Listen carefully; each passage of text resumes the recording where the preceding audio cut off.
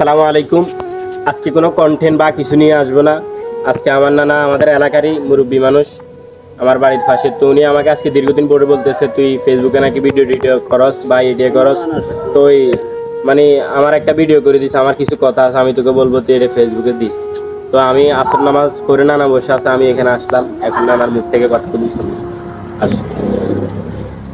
নানা আপনি কি করতে চান? উনি মসজিদের সামনে নামাজ পড়ি বসে আছে, আমার বলবে আমি আসছি এখন আসরও করে।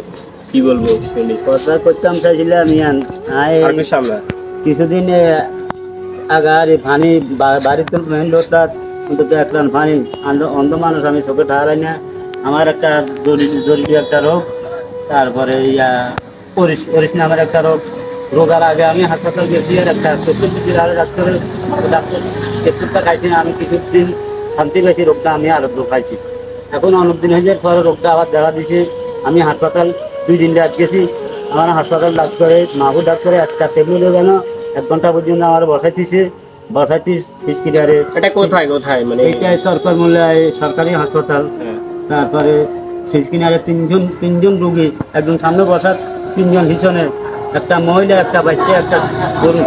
3টা মহিলা, 3টা লোকজন 600-700 টাকার ওষুধ ব্যক্তি নগদ হয়েছে। আমি চোখে তো দিই না পর্দার, এদিকে আমার বসাইতেছি।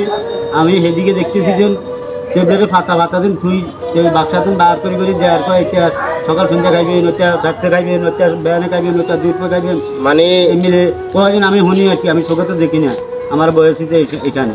তারপর আপনাদেরকে বসে রাখি, আরো রুগী আসতেছে, তাদেরকে বিদায় দিতেছে, আপনাদেরকে মানে দিতেছে না। ওরগুলো দেয় না, মানে ভিতরে যারা আসলে আপনি জিজ্ঞেস করেন না যে আমাদেরকে ওষুধ দিচ্ছেন না, আর যাদেরকে ওষুধ দিচ্ছেন তাদেরকে কি ওষুধ দিচ্ছেন বা তাদেরকে কোথেকে ওষুধ দিচ্ছেন? তখন বার হয়েছে, আর ওগুলো বার করে ডাক্তার এমনি উড়িয়ায় আমার কি জন্য আসছেন আপনারা? আমার স্ত্রীও আসছিল, আমার নাতি একটা আসলে, আমার ধরে নিচ্ছে।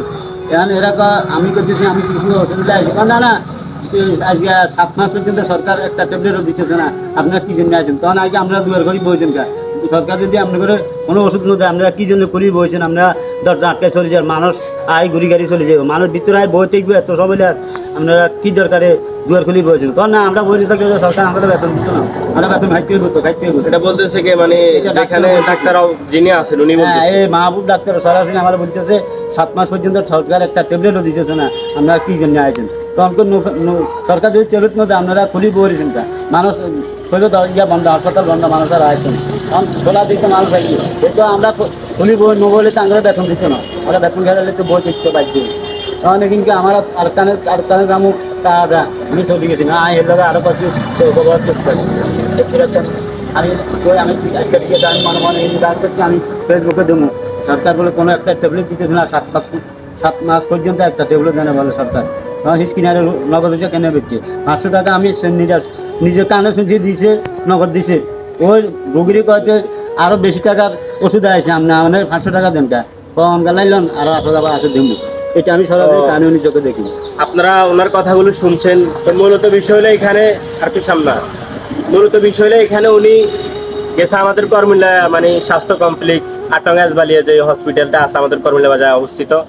তো এখানে মানে সরকারি হসপিটালে গেছে, সরকার থেকে বা যেসব ওষুধগুলো আসে ওইখান থেকে কিছু ওষুধ, মানে সাধারণ মানুষ তো যায় সরকারি হসপিটালে ওষুধের জন্য। তো ওনারা যাওয়ার পর নাকি ওনাদেরকে ডাক্তার সাহেব 3 ঘন্টা বসায় রাখছে। 3 ঘন্টা বসায় রাখার পর উনি যখন ভিতরে গেছে, ভিতরে যাওয়ার পর বলতেছে সরকারিভাবে কোনো ওষুধ দেয় না, এবং কি সরকারিভাবে কোনো আজকে 7 মাস ধরে কোনো অনুদান আসতেছে না, কোনো কিছু আসতেছে না। তো মানে আমার জানা মতন প্রত্যেকটা সরকারি হসপিটালে মানে প্রত্যেক মাসে সবখান থেকে মানে সরকারি বাবদ প্রত্যেক মাসে ওষুধ দেওয়া হয় সরকারি হসপিটালগুলোতে।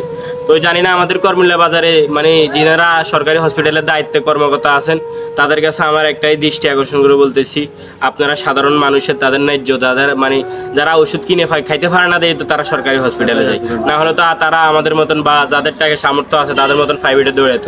তাদের সামর্থ্য নাই অনুযায়ী তারা সরকারি হসপিটালগুলোতে যায় কেন? তারা কিছু ওষুধ পাওয়ার জন্য বা তাদের ফ্যামিলি কিছু উপকার হবে এই জন্য তো যায়। তো আমার বিশেষভাবে আবদার আমাদের আটঙ্গাসবালিয়া যারা এই সরকারি স্বাস্থ্য কমপ্লেক্সের দায়িত্বে আছেন এই হসপিটালটার, তো তাদের কাছে বিশেষ আকর্ষণ করে বলতেছি, আপনারা একটু তথ্য প্রয়োগ নেন এই হসপিটালগুলোতে। কেন এগুলো হইতেছে, মানুষ কেন ওষুধ পাচ্ছে না বা কি জন্য মানুষের সাথে এগুলো করতেছে, আপনাদের দৃষ্টি আকর্ষণ করে বলতেছি। সবাই সুস্থ থাকবেন, ভালো থাকবেন। আসসালামু আলাইকুম।